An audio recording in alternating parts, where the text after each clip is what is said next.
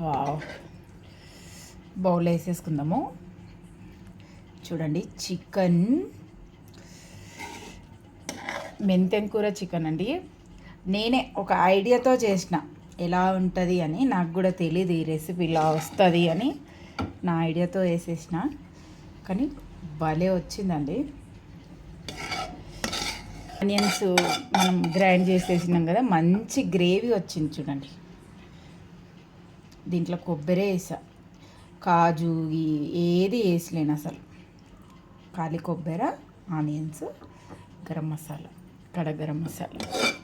Hello అండి, welcome to Rudramma kitchen. నేను ఈరోజు మెంతెం కూర చికెన్ చేస్తున్నాను.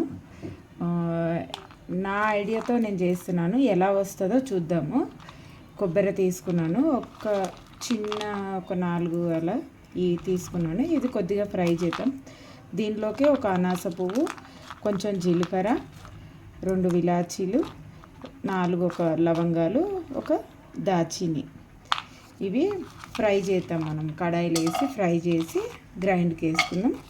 దాంట్లోనే ఒక 3 మీడియం సైజువి ఉల్లిపాయలు తీసుకున్నాం. ఈ ఉల్లిపాయలు కచ్చిదే వేద్దాం మనము.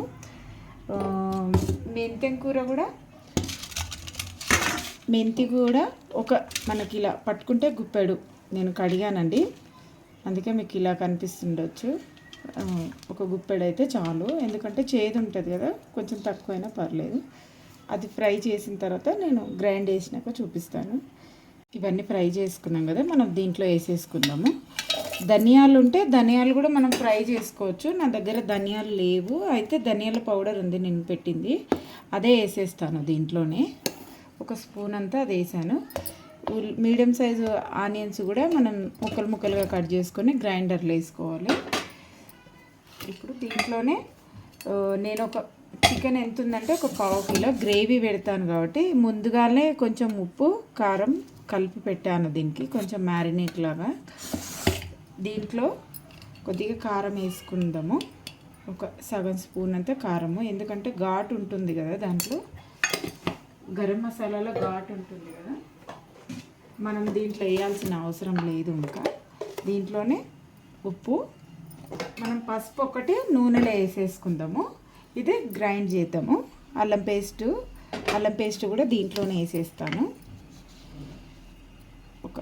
ఒక స్పూన్ అంతా అల్లం పేస్ట్ దీంట్లోనే గ్రైండ్ చేసేసుకుందాం మనం. చూడండి, గరం అయింది. ఒక 2 బౌల్ అంతా, దీంతో 2 బౌల్ అంతా నూనె వేస్తాను. ఒక 2 బౌల్ వేసాను. మెంతెం కూర ఇప్పుడు గుప్పెడితే చూపించాను కదా, అది ఫస్ట్. మెంతెం కూర ఎప్పుడైనా నూనెలో ఫ్రై అయితే బాగుంటుంది. ఎప్పుడైనా నూనెలో ఫస్ట్ ఫ్రై చేసుకోవాలి మనం. అది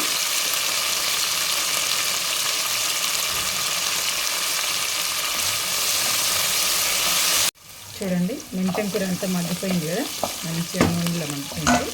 ఇప్పుడు మనం ఈ పేస్ట్ అంతా వేసుకుందాము. ఆనియన్స్ పచ్చిడి వేసినాం కదా, మనకు ఇది టైం పడుతుంది మనకు మగ్గడానికి. దీంట్లోనే కొద్దిగా ఇది మగ్గినాక చికెన్ వేసేసుకుంటే మగ్గిపోతుంది.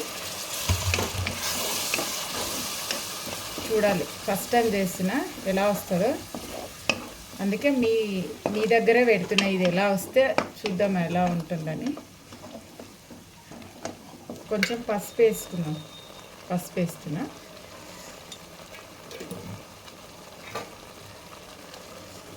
ఉప్పు మనం చికెన్ గిట్లా అంతా వేసినాక మనం చూసుకున్నాం తర్వాత.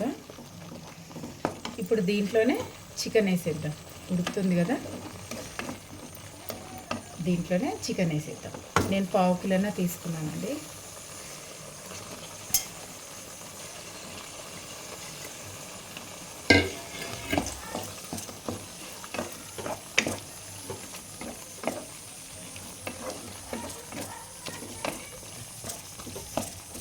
ఇప్పుడు దీని మీద మూత పెట్టి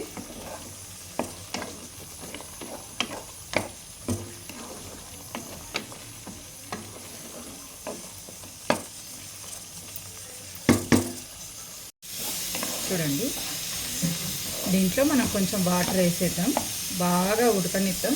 ఆనియన్స్ అంతా మగ్గే వరకు ఉడకనిద్దాం. ఇప్పుడు జార్లో ఉన్నది కదా, ఆ వాటర్ వేసేస్తున్నా. ఇంకో కొద్దిగా వాటర్ వేసుకొని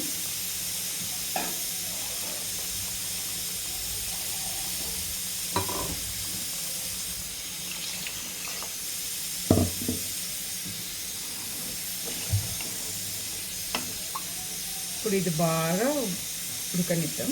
మూత పెట్టేద్దాం. ఇప్పుడు చూద్దామండి. చూడండి, దగ్గరకు వచ్చేసింది కదా, మొత్తం ఆనియన్స్ కూడా మంచిగా మగ్గిపోయింది. మనం టేస్ట్ కూడా చూద్దాం. దీంట్లో కొంచెం మనం టమాటా కూడా వేయలేదు కదా, దీంట్లో కొంచెం చూడండి ఎంత బాగా వచ్చింది కదా. నేను కూడా ఫస్ట్ టైం చేసిన, చూస్తుంటే నోరు ఊరిపోతుంది తినాలని. టేస్ట్ చూస్తా ఒకసారి.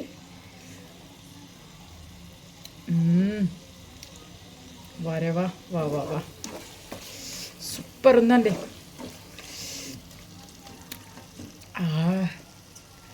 కొంచెం పెరిగేస్తాను. పెరిగి వేయకున్నా పర్లేదు, నేను టమాటా వేయనందుకు పెరిగేద్దామని అనుకున్నాను.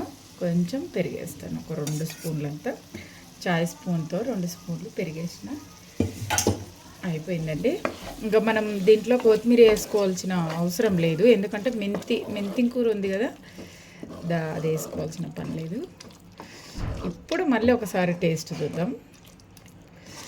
సూపర్ వచ్చిందండి. చపాతీలకైనా రైస్లోకైనా అద్దరిపోతుంది. ఇది ఇప్పుడే అయిపోతుంది. ఇంకా మా ఇంట్లో ఏం చేసినా టకటకటక అయిపోతుంది, ఆగదు అసలు.